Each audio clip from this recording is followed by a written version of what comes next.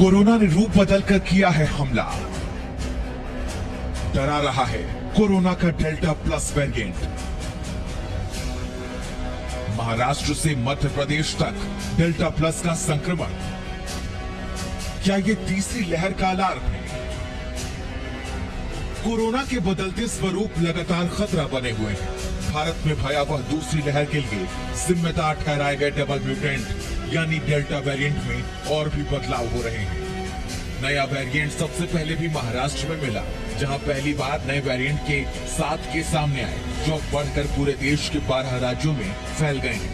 अब तक delta plus के देश में 56 मामले सामने आ चुके हैं। जानकारों के मुताबिक अगर सावधानी नहीं बरती गई तो अगले 2-3 हफ्तों में महाराष्ट्र में तीसरी लहर आ सकती है।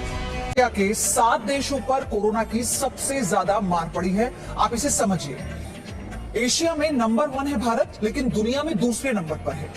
तुर्की की अगर बात करें तो भारत के बाद दूसरा सबसे ज्यादा प्रभावित देश है तुर्की। ईरान की बात कीजिए, आप हैरान हो जाएंगे, ईरान में तो 5वीं लहर से लोग जूझ रहे हैं। मतलब पूरा देश कितनी बड़ी चुनौती का सामना कर रहा है।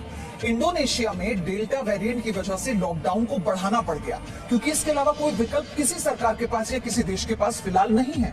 फिलीपींस, यहां पर 14,24,000 संक्रमित हैं। इराक की बात कीजिए, वैक्सीनेशन की धीमी रफ्तार ने यहां मुश्किल बढ़ा दी है और इस देश के सामने दोहरी चुनौती है। पाकिस्तान, डेल्टा वेरिएंट की वजह से चौथी लहर की चेतावनी पाकिस्तान के सामने है। कोविड से पहले स्कूल था, क्लासेस थी, स्कूल बैग थे, लंच बॉक्स था, गेम्स थे, गपशप थी, दोस्त थे, टीचर्स थे।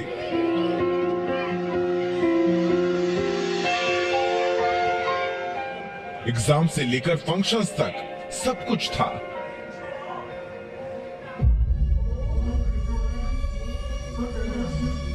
लेकिन अब कोविड में बच्चों का संसार मोबाइल और लैपटॉप की स्क्रीन तक सिमट कर रह गया।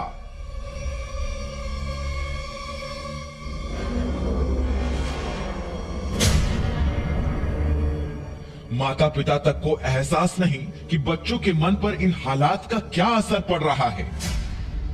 लेकिन एम्स की एक स्टडी ने बच्चों की मानसिक सेहत को लेकर अलार्म बजा दिया है। इस स्टडी के मुताबिक बच्चों में साइकोलॉजिकल बीमारियां पनपने लगी हैं।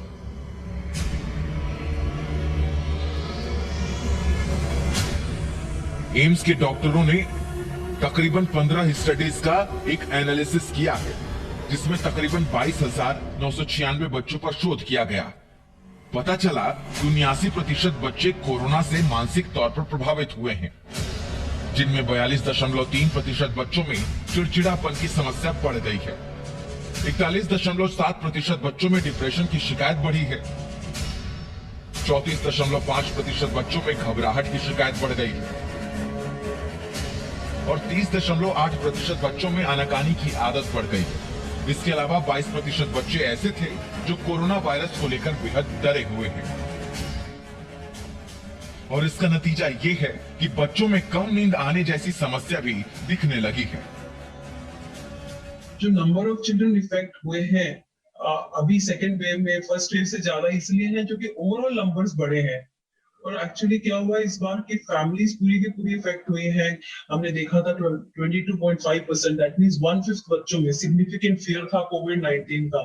तो हमें इनका फियर पे और नहीं बढ़ाना है।